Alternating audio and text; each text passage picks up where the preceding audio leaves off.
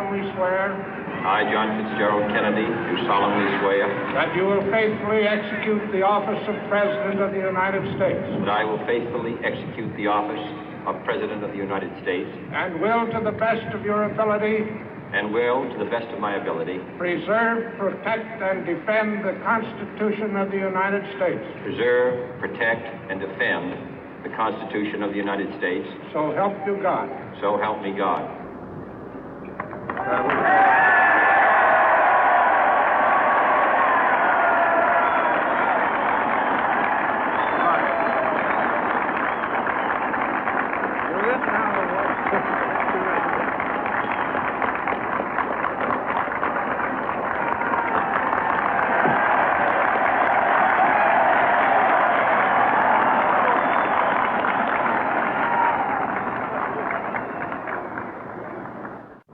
Vice President Johnson, Mr. Speaker, Mr. Chief Justice, President Eisenhower, Vice President Nixon, President Truman, Reverend clergy, fellow citizens.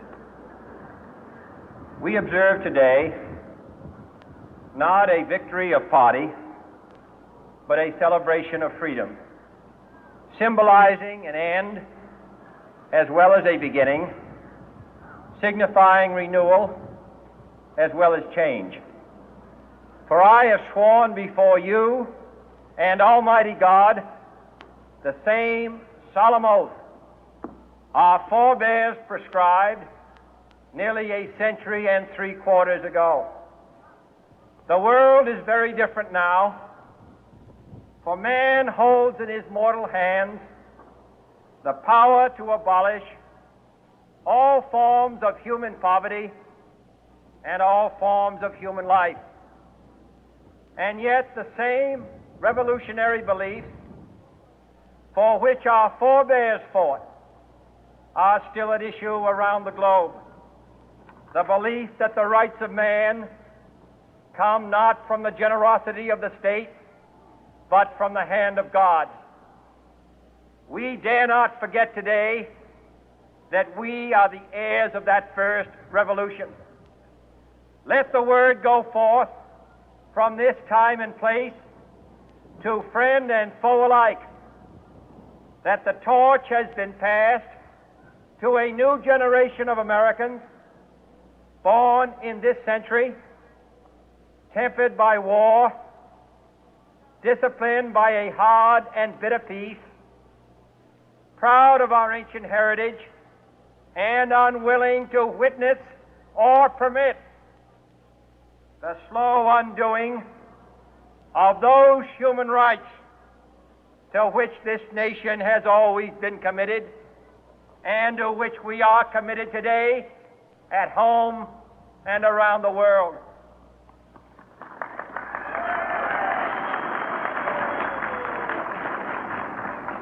Let every nation know, whether it wishes us well or ill, that we shall pay any price, bear any burden, meet any hardship, support any friend, oppose any foe to assure the survival and the success of liberty.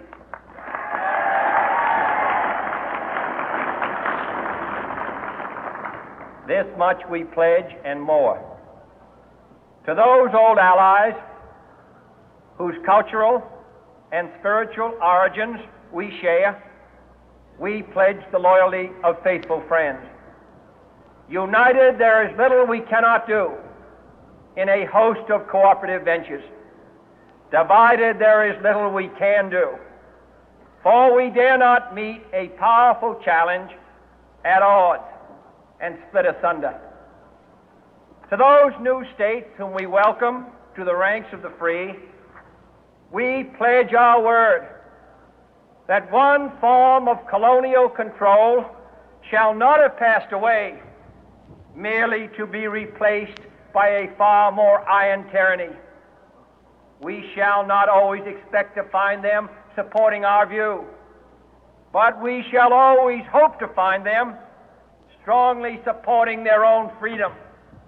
and to remember that in the past, those who foolishly sought power by riding the back of the tiger ended up inside.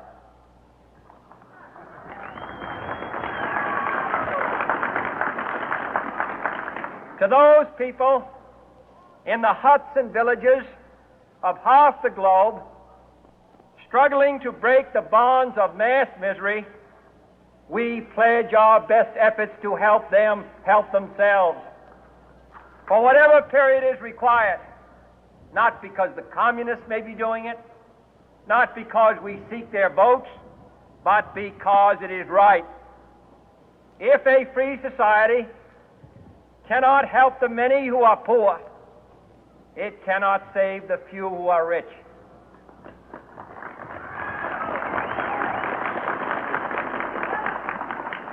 To our sister republics south of our border, we offer a special pledge to convert our good words into good deeds, in a new alliance for progress, to assist free men and free governments in casting off the chains of poverty.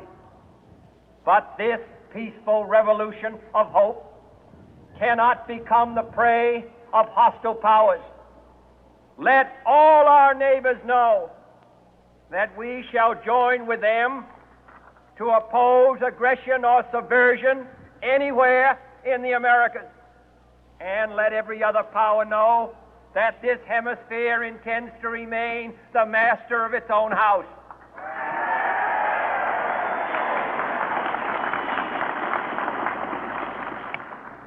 To that World Assembly of Sovereign States, the United Nations, our last best hope, in an age where the instruments of war have far outpaced the instruments of peace, we renew our pledge of support to prevent it from becoming merely a forum for invective, to strengthen its shield of the new and the weak, and to enlarge the area in which its writ may run.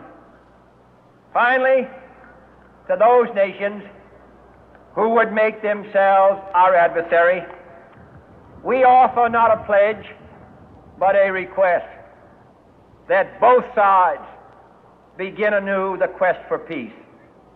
Before the dark powers of destruction, unleashed by science, engulf all humanity in planned or accidental self-destruction, we dare not tempt them with weakness, for only when our arms are sufficient beyond doubt can we be certain beyond doubt that they will never be employed.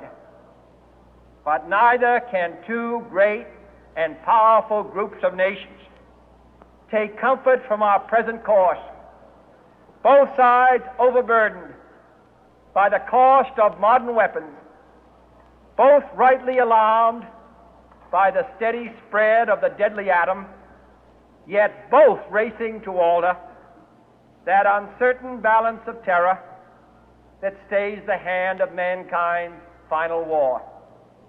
So let us begin anew, remembering on both sides that civility is not a sign of weakness, and sincerity is always subject to proof. Let us never negotiate out of fear, but let us never fear to negotiate.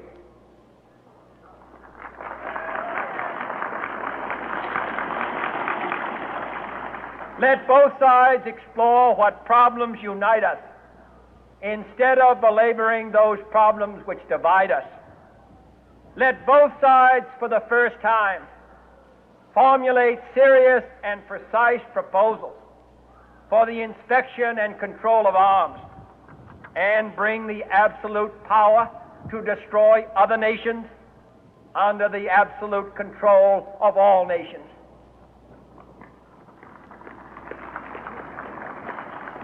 Let both sides seek to invoke the wonders of science instead of its terrors. Together, let us explore the stars, conquer the deserts, eradicate disease, tap the ocean depth, and encourage the arts and commerce.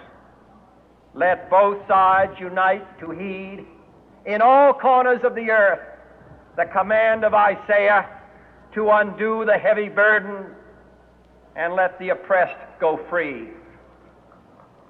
And if a beachhead of cooperation may push back the jungle of suspicion, let both sides join in creating a new endeavor, not a new balance of power, but a new world of law, where the strong are just and the weak secure and the peace preserved.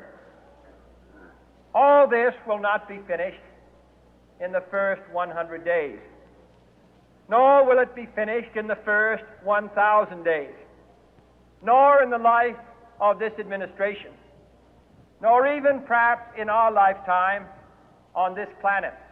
But let us begin.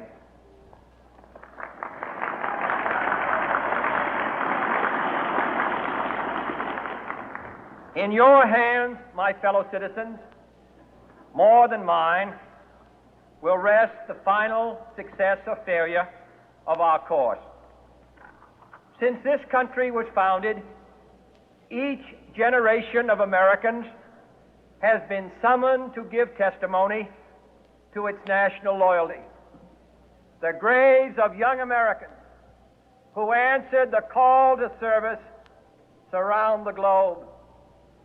Now the trumpet summons us again, not as a call to bear arms, though arms we need, not as a call to battle, though in battle we are, but a call to bear the burden of a long twilight struggle, year in and year out, rejoicing in hope, patient in tribulation, a struggle against the common enemies of man, tyranny, poverty, disease, and war itself. Can we forge against these enemies a grand and global alliance, north and south, east and west, that can assure a more fruitful life for all mankind? Will you join in that historic effort?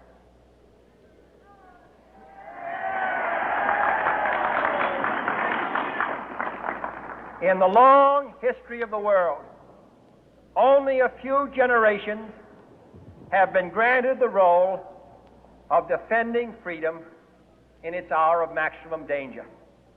I do not shrink from this responsibility. I welcome it.